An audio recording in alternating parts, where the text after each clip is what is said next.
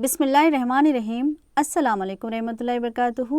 आज की इस वीडियो में 7th क्लास सोशल के 4th लेसन समंदर और माहीगिरी से लेकर 10th लेसन हमलो नख्ल के निज़ाम की अहमियत तक के तमाम लेसन्स के इम्पॉर्टेंट बिट्स बताऊंगी जो SCERT के टेक्स्ट बुक से बनाए गए हैं। ये बिट्स टेट के पेपर 1 और पेपर 2 और TRT के लिए मोस्ट इम्पॉर्टेंट है, इसलिए बराए मेहरबानी वीडियो को लास्ट तक देखिएगा, आपका ही फ़ायदा होगा। और आप 7th क्लास सोशल के शुरू के 3 लेसन्स अगर नहीं देखे होंगे तो इसका वीडियो भी हमारे चैनल पर मौजूद है। इसका लिंक डिस्क्रिप्शन बॉक्स में दिया गया है, आप वहां से विज़िट करके शुरू के 3 लेसन्स के इम्पॉर्टेंट बिट्स भी देख सकते हैं। और टेट TRT DSC के नोट्स पर मबनी मज़ीद वीडियोस देखने के लिए हमारे चैनल को सब्सक्राइब कीजिएगा और बेल आइकन को लाजमी प्रेस कीजिएगा ताकि लेटेस्ट वीडियोस बर वक्त आप तक पहुंच सके। चलिए वीडियो की तरफ बढ़ते हैं। 4th लेसन समंदर और माहीगिरी के इम्पॉर्टेंट बिट्स हैं। यहाँ देखें, नंबर 1, बहर आज़म के पानी में 3 किस्म की हरकत होती है, वो इस तरह है।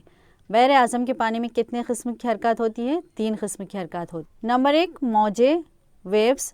जब पानी समंदर की सतह से ऊपर उठता है और फिर गिरता है, इसे मौज कहते हैं। समंदर से पानी का ऊपर उठना और नीचे गिरना मौज कहलाता है।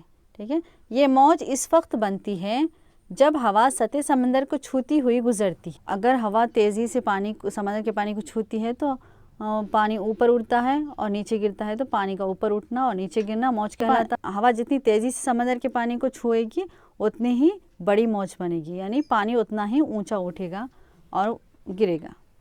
हवा जितनी तेज़ होगी मौज इतनी ही बड़ी। नंबर 2, लहरें, करंट्स। समंदर में पानी एक मुकाम से दूसरे मुकाम तक बड़े धारे की शक्ल में बहता है। ये धारे एक ख़ास सिमत में समंदर की सतह पर बहते रहते हैं। इन धारों को लहरें कहा जाता है। समंदरी लहरें 2 किस्म की होती हैं। लहरें किसे कहते हैं? पानी एक मुकाम से दूसरे मुकाम तक बड़े धारे की शक्ल में बहना, तो इसको क्या कहेंगे? लहरें कहेंगे। जो धारे की शक्ल में बह रहे वो धारों को ही लहरें कहा जाता है। ठीक है, और समंदरी लहरें कितनी किस्म की होती है? 2 किस्म की होती है। नेक्स्ट यहाँ देखेंगे, गर्म लहरें इस्तिवाई इलाके जैसे खुदबेन की तरफ बहती है और सर्द लहरें खुदबेन से इस्तिवाई इलाके की तरफ बहती हैं।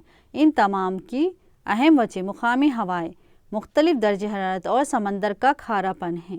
तो देखिए, ये गर्म लहरें क्या है? इस्तिवाई इलाके से किस तरफ बहती है? खुदबेन की तरफ बहती है। और सर्द लहरें खुदबेन से इस्तिवाई इलाके की तरफ बहती हैं। इन लहरों के इस तरह बहने की अहम वजह क्या है? मुकामी हवाएं हैं और दर्जे हरारत और समंदर का खारापन, ये 3 वजूहात है इसके। Number 3, मद्दो जज़र, Tide. रोज़ाना समंदर में पानी का एक ख़ास ले तरतीब में ऊपर उठने और गिरने के अमल को मद्दो जज़र कहते हैं। तमाम साहिली मुकामात चंद घंटे ऊंची बुलंद मद्दो जज़र और चंद घंटे पस्त मद्दो जज़र के तजुर्बे से गुजरते हैं। तो यहाँ पर देखिए, मद्दो जज़र किसे कह रहे? एक ख़ास तरतीब में पानी का ऊपर उठना और गिरने के अमल को। तो आप है ना कंफ्यूज मत हुई। मौजें भी तो इसे कहते हैं, पानी के ऊपर उठने और नीचे गिरने को। तो यहाँ पर हम मौजों के बारे में पढ़े थे। देखिए, पानी समंदर की सतह से ऊपर उठता है और गिरता है, तो इसे मौजें कहते हैं। तो यहाँ पर सिर्फ पानी ऊपर उठ रहा और गिर रहा समंदर की सतह से। यहाँ पर क्या है? एक ख़ास तरतीब में गिर रहा। यहाँ पर जो पानी गिर रहा ये ऊपर नीचे हो सकता है, इसकी कोई ख़ास तरतीब नहीं होती। अगर समंदर का पानी ख़ास तरतीब में ऊपर उठता और गिरता है तो उसे मद्दो जज़र कहते हैं। ठीक है, अब यहाँ देखेंगे, मद्दो जज़र की बुलंदी एकसा नहीं होती। ऊंची मद्दो जज़र के दौरान पानी साहिल पर कुछ दूर तक ऊपर की तरफ चढ़ आता है। जैसे ही मद्दो जज़र पस्त होता है तो पानी पीछे की तरफ चला जाता है। मद्दो जज़र माहीगिरी में बहुत माऊन होता है। तो यहाँ पर क्या कहा जा रहा है? मद्दो जज़र की बुलंदी एकसा नहीं होती, यानी एक जैसी नहीं होती। बाज़ वक्त देखो ऊंचे मद्दो जज़र के दौरान क्या होता, जब पानी बहुत ऊंचाई पर उठता है तो पानी है ना साहिल पर कुछ दूर तक ऊपर की तरफ चला जाता। साहिल यानी जो किनारा रहता उसके ऊपर तक चला जाता। जैसे ही मद्दो जज़र यानी कम हो जाते, पस्त हो जाते हैं, तो वो पानी क्या है? पीछे की तरफ चला जाएंगे। समंदरी पानी हमेशा नमकीन होता, इसमें कई किस्म की मादनियात शामिल होते हैं। समंदर बारिश का एक अहम ज़रिया है। दिगर समंदरी ग़िज़ाओं के गोदाम होते हैं। ये नमक का भी एक अहम वसीला है। देखिए, तो समंदर से हमें कितने सारे फ़ायदे हैं, यानी इससे मादनियात भी हासिल हो रही और बारिश का भी ज़रिया है। इसके अलावा मछली भी हासिल हो रही इससे, और समंदरी दूसरी ग़िज़ाएँ भी हासिल हो रही। इसके अलावा नमक भी हासिल हो रहा। समंदर बैन अल-अक़वामी तिजारत के लिए कुदरती शायरा है। ठीक है, आंध्र प्रदेश के साहिल पर वाक़ माहीगिरी देहात भावनापाडो है। इसके अलावा इसी गांव में मछलियों की छोटे पैमाने पर तिजारत भी होती है। समंदर बैन अल-अक़वामी तिजारत के लिए क्या है, कुदरती शायरा है। और इसके अलावा आंध्र प्रदेश के साहिल पर क्या वाक़ एक है ना माहीगिरी देहात है, जहाँ पर क्या, जिसका नाम क्या है, भावनापाडो है। इसके अलावा इसी गांव में मछलियों की छोटे पैमाने पर तिजारत भी होती है। नेक्स्ट देखेंगे, करे टेपा नामी लकड़ी से बनी देसी साख्ता नाव होती है जो समंदर में 5 किलोमीटर दूर तक जाती है और इससे छोटी छोटी मछलियों का शिकार किया जाता है। करे टेपा नामी क्या है, एक लकड़ी की देसी साख्ती नाव है, यानी देसी लोग जो रहते हैं ना वो एक नाव बनाते हैं जिसका नाम क्या है, करे टेपा है। और ये समंदर में कितने किलोमीटर तक जाती है, 5 किलोमीटर तक दूर तक जाती है और इससे क्या है, छोटी मछलियों का शिकार किया जाता है। नेक्स्ट देखेंगे, मछेरों की बीवियां जिन्हें बेरा कट्टे कहते हैं, इन मछलियों को करीब के गांवों व कस्बों पर नावपाडा, टकाली, पोंडी और पलासा ले जाकर फ़रोख्त करती हैं। मछेरों की जो मछलियाँ पकड़ने वाले जो मछेरे रहते हैं ना, उनकी बीवियाँ क्या कहते हैं कि बीवियों को बेरा कट्टे कहते हैं। और ये लोग क्या करते हैं, मछलियों को करीब के गांव, जो भी उनके करीब के गाँव व कस्बे हैं वहाँ, जैसे नावपाडा और टक्काली, पोंडी और पलासा, ये जो करीब के कस्बे छोटे छोटे देहात हैं वहाँ पर ले जाकर बेचते हैं। नेक्स्ट देखें, क्योंकि खलीज और खाड़ियाँ ऊंची समंदरी मौजों और तूफ़ानों से महफूज होती है, इसीलिए ये बंदरगाहों की तामीर के लिए निहायत कारआमद है, जहाँ जहाज़ महफूज तौर पर लंगर अंदाज होते हुए बार बरदार का माल लादो उतार सकते हैं। तो खलीज और खाड़ियाँ क्या है, ऊंची समंदरी मौजें, जो भी समंदर में ऊंची मौजें उड़ती हैं ना, तो उनसे ये खलीज और खाड़ियाँ क्या है, महफूज रहती हैं। तो इसीलिए यहाँ पर क्या है, जहाज़ को यहाँ पर बंदरगाह बनाए जाते हैं, जहाज़ों की रुकने की जगह बंदरगाह बनाया जाता है और यहाँ पर जहाज़ महफूज तौर से अपना माल लाकर उतारते और ले जाते हैं। ठीक है, नेक्स्ट देखेंगे, गहरी खाड़ियाँ और खलीज बंदरगाहों की तामीर के लिए तरजीह होते हैं क्योंकि इनमें बड़े जहाज़ लंगर अंदाज हो सकते हैं। जहाज़ों को ठहरने के लिए गहरे पानी की ज़रूरत होती है ताकि इसका किनारा सतह समंदर को ना छू ले। नेक्स्ट लेसन यूरोप है, यहाँ से देखिए स्टार्ट। यहाँ देखेंगे, हिंदुस्तान के मुकाबले में यूरोप का मौसम सर्द है। मौसम सरमा में इसके ज़्यादातर ममालिक में बर्फ़बारी होती है और इनका मौसम गर्मा में भी हमारे मुल्क की तरह गर्म नहीं होता। हिंदुस्तान के मुकाबले में यूरोप का मौसम बहुत सर्द है। ये मौसम है ना इतना सर्द है कि यहाँ पर मौसम सरमा में बर्फ़बारी गिरती है और इसके अलावा गर्मा के मौसम में हमारे मुल्क में जैसी गर्मी होती है ना, वैसी गर्मी वहाँ पर नहीं होती यूरोप में। ठीक है, क्योंकि वो सर्द मुकाम है। ख़त इस्तिवा के करीबी इलाके साल तमाम गर्म रहते हैं। जैसे जैसे हम ख़त इस्तिवा के शुमाल या जुनूब में आगे बढ़ते जाएंगे, मौसम सर्द से सर्द तर होता जाएगा। हकीकतन खुदबैन साल तमाम बर्फ़ से ढके होते हैं। देखिए, ख़त इस्तिवा के करीबी इलाके, जितने भी ख़त इस्तिवा के करीब के इलाके हैं वो क्या है, साल तमाम पूरा साल गर्म रहते, साल के 12 महीने। जैसे जैसे हम ख़त इस्तिवा से है ना शुमाल या जुनूब की जानिब जा रहे हैं, हम शुमाल या जुनूब की जानिब आगे बढ़ते जा रहे हैं, तब क्या होता, मौसम सर्द होना शुरू होता क्योंकि हम खुदबैन की तरफ जाते हैं। जैसे ख़त इस्तिवा से आगे जाएंगे वो खुदबैन के इलाके शुरू होंगे। तो खुदबैन क्या है, साल तमाम बर्फ़ से ढके होते हैं, यानी बहुत सर्द रहते, बर्फ़ से ढके हुए रहते। तो जैसे ही हम ख़त इस्तिवा से शुमाल या जुनूब की तरफ आगे बढ़ेंगे तो मौसम क्या है, बहुत सर्द तर हो जाएगा।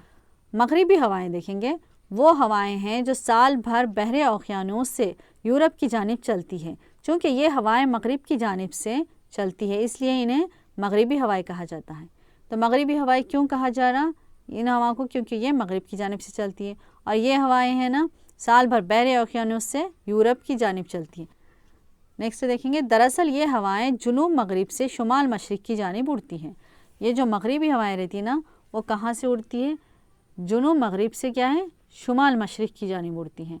ये हवाएं ज़मीनी हवाओं के मुकाबले में गर्म और मरतूब होती हैं। तो ये हवाएं कैसी होती है, ज़मीनी हवाएं जो गर्म हवाएं रहती है ना, जो ज़मीनी हवाएं रहती है उसके मुकाबले क्या है, बहुत गर्म और मरतूब होती है, यानी उसमें रुतूबत होती है। ये साल भर उठने वाली गर्म व मरतूब हवाएं मगरिबी यूरोप के मौसम पर असरअंदाज होती है। ये जो गर्म हवाएं हैं साल भर उठती है और ये यूरोप का जो भी मौसम है उस पर असरअंदाज होती है। खलीजी रोओं की वजह से शुमाली अमेरिका के मशरक़ी साहिल और यूरोप के مغربی ساحل کا پانی موسم سرما میں منجمد نہیں ہوتا، اسی لیے موسم سرما میں بھی ان ساحلی بندرگاہوں تک جہازوں کا پہنچنا ممکن ہے۔ تو یہاں پر دیکھیے خلیجی روؤں کی وجہ سے جو بھی ہوائیں چلی، خلیج کی طرف سے جو ہوائیں چلی نا، اس کی وجہ سے شمالی امریکہ کے مشرقی ساحل اور یورپ کے کیا ہے مغربی ساحل، یہ دونوں کا بھی ہے نا پانی نہیں جمتا، منجمد نہیں ہوتا، اسی لیے یہاں پر کیا ہے بندرگاہوں، اسی لیے ان ساحلوں پر بندرگاہیں بنائی گئی ہے تاکہ وہاں پر جہازوں کا پہنچنا ممکن ہو سکے۔ اگر پانی منجمد ہو گیا تو جہازیں نہیں پہنچتے۔ نیکسٹ، سال تمام بہنے والی مغربی ہوائیں اپنے ساتھ شمالی اور مغربی یورپ کو وافر مقدار میں رطوبت لاتی ہیں، چونکہ یہ ہوائیں سمندر کی جانب سے چلتی ہیں، اپنے ساتھ رطوبت لاتی اور مسلسل بارش کا ذریعہ بنتی ہے، اسی لیے شمالی اور مغربی یورپ میں سال تمام مینا بارش ہوتی ہے، جبکہ ہمارے ملک میں برسات صرف چند مہینوں میں ہی ہوتی ہے۔ تقریباً 500 سال قبل مغربی یورپ کے ملاحوں اور تاجروں نے ہندوستان پہنچنے کے لیے نئے راستے کی تلاش کی، کیونکہ دونوں ہی راستے عرب ممالک سے ہو کر گزرتے تھے، جو اکثر و بیشتر یورپی لوگوں سے جنگ میں مصروف رہتے تھے۔ اس کے علاوہ بحر روم کا تجارتی علاقے پر اطالوی تاجروں کی اجارہ داری قائم تھی، اور وہ دوسرے ممالک کے تاجروں کو بحر روم میں داخل ہونے نہیں دیتے تھے، اسی لیے دوسرے ممالک کے ملاحوں نے ہندوستان پہنچنے کے لیے ایسے راستے کی تلاش شروع کی جو بحر روم یا عرب ممالک سے نہ گزرتا ہو۔ اطالوی ملاح کرسٹوفر کولمبس نے سوچا اگر زمین گول ہے تو مغربی سمت سے بھی ہندوستان پہنچنا ممکن ہے، اگر ہم مغربی سمت میں اٹلانٹک اوشین بحر اوقیانوس میں سفر کریں تو جلد یا دیر سے ہم چین اور ہندوستان پہنچ جائیں گے۔ 1492 عیسوی میں کولمبس نے 3 جہازوں کے ساتھ بحر اوقیانوس میں سفر شروع کیا۔ 3 مہینوں کے سفر کے بعد زمین دکھائی دی، کولمبس سمجھا کہ وہ ہندوستان پہنچ گیا۔ دراصل وہ ہندوستان سے بہت دور ایسے ملک پہنچا جسے ہم آج ویسٹ انڈیز کہتے ہیں۔ یہ بھی موسٹ امپورٹنٹ ہے، دیکھیے یورال پہاڑیاں کن کے درمیان ہیں، یاد رکھ لیجیے آپ، ایشیا اور یورپ کے درمیان ہیں، اور کاؤکین پہاڑ کس کے، بحر کیپسین اور بحر سود کے درمیان واقع ہے۔ پائزنس پہاڑ کہاں پر ہے، فرانس اور اسپین کے درمیان واقع ہے، اور الپس پہاڑیاں وسط یورپ میں یعنی یورپ کے درمیان میں واقع ہے۔ ایپینیس پہاڑیاں کہاں ہیں، اٹلی میں ہیں۔ دستکاری اور ہینڈلوم کا لیسن یہاں سے سٹارٹ ہے، دیکھیے پولیا ٹوکریاں بننے والا ایک کاریگر ہے، اس کا تعلق محبوب نگر ضلع کے کلوا کرتی منڈل کے گاؤں اندو گلا سے ہے، اس کی عمر 35 سال ہے، اس کا تعلق ایروکلا قبیلے سے ہے۔ خام مال سندولے جنگلی کھجور کے پتے اندو گلا سے پولیا کے رشتہ دار گٹے بنا کر لاتے ہیں اور پولیا جیسے کاریگروں کو فروخت کرتے ہیں۔ اندو گلا گاؤں حیدرآباد سے تقریباً 60 کلومیٹر ہے۔ پوچم پلی ریاست تلنگانہ کا ضلع نلگونڈے کا ایک چھوٹا گاؤں ہے، یہاں کے جولاہے بنکر منفرد قسم کی ساڑیاں تیار کرتے ہیں جو اکت کے نام سے دنیا میں مشہور ہیں۔ تو یہاں پہ دیکھیے پوچم پلی، جو یہ پوچم پلی کہاں پر ہے، ریاست تلنگانہ کے ضلع نلگونڈے میں ایک چھوٹا گاؤں ہے، یہاں کے جولاہا جو بھی ہے بنکر یعنی کپڑا بنانے والے، وہ ایک منفرد قسم کے ایک الگ ہی قسم کے ہے نا ساڑیاں بناتے ہیں جنہیں اکت کہتے ہیں، اکت کے نام سے مشہور ہے۔ یہ جو ساڑیاں ہیں کس نام سے مشہور ہے، دنیا بھر میں اکت کے نام سے مشہور ہے، یہ امپورٹنٹ ہے، یاد رکھ لیجیے، دنیا بھر میں مشہور ہے بولے تو ایسے سوالات پوچھے جا سکتے ٹیٹ میں۔ اکت لفظ ایک خاص طرز رنگائی کے لیے استعمال ہوتا ہے جسے عام طور پر بندی اور پوچم پلی کہا جاتا ہے، جس میں کپڑے کو خاص طور پر رنگا جاتا ہے۔ یہ ساڑیاں عمدہ قسم کے ریشم سے بنائی جاتی ہیں جو سادہ ڈیزائن والی ہوتی ہیں۔ 1500 عیسوی تا 1800 عیسوی کے عرصے میں امریکہ، یورپ، افریقہ اور ایشیا کے ممالک کے درمیان تجارت میں کئی گنا اضافہ ہوا، کپڑے کی صنعت کی ابتدا اور توسیع ہوئی۔ نیکسٹ دیکھیں گے، یورپی تاجروں نے ایک گتے کا نظام رائج کیا جس کے تحت چھوٹے کسانوں اور کاریگروں کو قرض فراہم کیا گیا تاکہ پارچہ کپڑے کی اشیاء پیدا کر سکیں۔ گتے کے رائج نظام کے تحت برطانیہ کا پارچہ تاجر فراہم کنندہ سے کپاس خریدتا اور سوت کاٹنے والے کو دیتا، جہاں دھاگا تیار ہوتا، پھر تاجر دھاگا لے کر اگلے پیداواری مرحلے میں پہنچاتا جو بنکر ہوتے، پھر کپڑا میں مکمل تیار ہونے کے بعد رنگ ریس کو دیتا جو رنگ کرتا ہے، اور تمام مراحل وار کام کرنے والے ملک کے مختلف علاقوں میں ہوتے، مگر کام کا آخری مرحلہ تکمیلی کام فنیشنگ ورک لندن میں ہوتا، پھر دیگر ممالک میں کپڑے کی فروخت ہوتی۔ نیکسٹ دیکھیں گے، جیمس واٹ ایک انگریز ہنرمند تھا جس نے مشین بنائی۔ اس نے محسوس کیا کہ بھاپ میں اتنی طاقت ہے کہ یہ کسی بھی وزنی چیز کو حرکت دے سکتی ہے، اس خیال کے تحت اس نے یہ مشین بنائی جو بھاپ سے چل سکتی ہے۔ اسے چلانے کے لیے کسی بھی آدمی یا جانور کی ضرورت نہیں ہے۔ 1750 عیسوی سے 1850 کے دوران ایک نیا نظام وجود میں آیا جو فیکٹری کارخانے کا نظام کہلاتا ہے، جس میں سادہ کل پرزوں کے آلات اور ان کی طاقت کی جگہ نئی مشینیں اور بھاپ کی قوت کثرت سے استعمال ہونے لگی۔ پیداوار فیکٹری میں ہونے لگی، برخلاف اس کے جیسا کہ ہم نے پڑھا گھروں میں ہوتی تھی۔ ان بڑی فیکٹریوں کارخانوں میں کام کرنے کے لیے سینکڑوں مزدور لائے گئے۔ دستکاری اور چھوٹے کل پرزوں کی جگہ مشینیں اہم ہو گئے اور پیداوار بڑے پیمانے پر ہونے لگی۔ 19ویں صدی میں یورپ کے صنعتی مزدوروں نے سخت مشکلات کا سامنا کیا۔ بچوں کو کان اور کارخانوں میں کام پر رکھنے سے روکنے کے لیے کئی تحریکیں چلائی گئیں۔ ان تحریکوں کے رد عمل میں بچہ مزدوری پر روک لگا دی گئی۔ اب یہ بات یورپی ممالک کے لیے قصہ پاری نہ بن گئی۔ بھاپ کے انجن کے ایجاد نے جہاز کی صنعت کو کافی فروغ دیا۔ اس کے علاوہ حمل و نقل کے اخراجات میں نمایاں کمی آئی۔ سڑک سے حمل و نقل کے مقابلے میں 3 گنا اخراجات کم ہو گئے۔ اس کے باوجود لوگ مزید بہتر ذرائع حمل و نقل کی تلاش میں رہے۔ 1840 عیسوی میں جان لوڈین MC عدن نے کنکریٹ پتھروں سے سڑک بنانے کا طریقہ ایجاد کیا، جس سے سڑک کی سطح سخت ہوئی۔ یہ سڑک کی تعمیر میں اہم پیش رفت ثابت ہوئی۔ 20ویں صدی کے اوائل میں رائٹ برادرز نے ہوائی جہاز بنائے اور آج ہوائی سفر ایک جدید اور اہم ذرائع حمل و نقل ہے۔ تلنگانہ میں کاغذ کے کارخانے ہیں۔ سرپور کاغذ نگر ضلع عادل آباد اور بھدراچلم ضلع کھمم۔ اشیاء کی تیاری کے لیے درکار مال کو خام مال کہتے ہیں۔ کاغذ کے کارخانے عام طور پر بمبو، سیندے کے درخت اور کیکر یعنی سب ببول کی لکڑی استعمال کرتے ہیں۔ آج کل زیادہ سب ببول کی لکڑی کو استعمال کیا جاتا ہے۔ لکڑی کے علاوہ کیمیائی اشیاء جیسے نمک، کاسٹک سوڈا وغیرہ کاغذ کی تیاری کے مختلف مدارج پر استعمال ہوتے ہیں۔ اسکراپ پیپر کو کاغذ کے کارخانے میں دوبارہ قابل استعمال بنایا جاتا ہے۔ کارخانے برقی سے چلنے والے بھاری مشینوں کا استعمال کرتے ہیں۔ کاغذ کے کارخانے برقی سے چلتے ہیں۔ کاغذ کا خام مال جنگلات میں دستیاب ہوتا ہے۔ اس کا حصول آسان نہیں ہے۔ کاغذ کے کارخانے عام طور پر بمبو یا نرم لکڑی کے جنگلات کے قریب ہی قائم کیے جاتے ہیں۔ کاغذ کی تیاری کا مرحلہ۔ کاغذ 5 مرحلوں میں تیار ہوتا ہے۔ ہر مرحلے کے لیے علیحدہ سیکشن ہے جو مختلف خام مال اور مشینوں کو استعمال کرتا ہے۔ یہ 5 مرحلے حسب ذیل ہیں۔ لکڑی کو کاٹنا سے پہلے اس مرحلے میں بھاری مشینوں کے ذریعے لکڑی کے بڑے ٹکڑوں کو کاٹا جاتا ہے۔ یہاں 5 تا 20 مزدور کام کرتے ہیں۔ تراشے ہوئے ٹکڑے جسامت کے لحاظ سے الگ کیے جاتے ہیں۔ پھر بڑے ٹکڑے دوبارہ کاٹ کر چھوٹے بنائے جاتے ہیں۔ پھر لاری بھر کر لکڑیوں کو مشینیں آدھے گھنٹے میں کاٹتی ہیں۔ لکڑی کا گودا بناتے ہیں۔ لکڑی کے تراشے ہوئے ٹکڑوں کو ریشے کے سیکشن یعنی فائبر لائن سیکشن کو روانہ کیا جاتا ہے، جہاں لکڑی کے ٹکڑوں کو کیمیائی اشیاء کے ساتھ بڑے گھڑوں میں ابالا جاتا ہے۔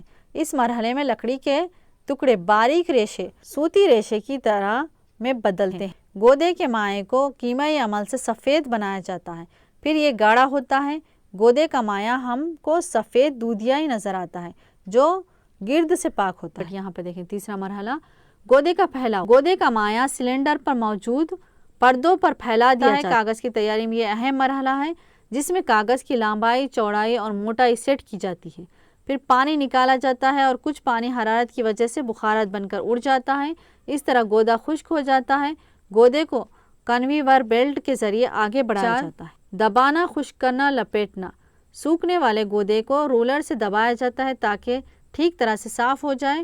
جب یہ پوری طرح خشک ہوتا ہے تو ہم کاغذ کی شیٹ کو دیکھ سکتے ہیں، یہ لپیٹی جا رہی ہے۔ نمبر 5، کٹائی۔ کاغذ کو سائز کے مطابق مشینوں میں کاٹا جاتا ہے۔ کاغذ کو لپیٹا جاتا ہے اور شیٹ بھی بنائی جاتی ہے۔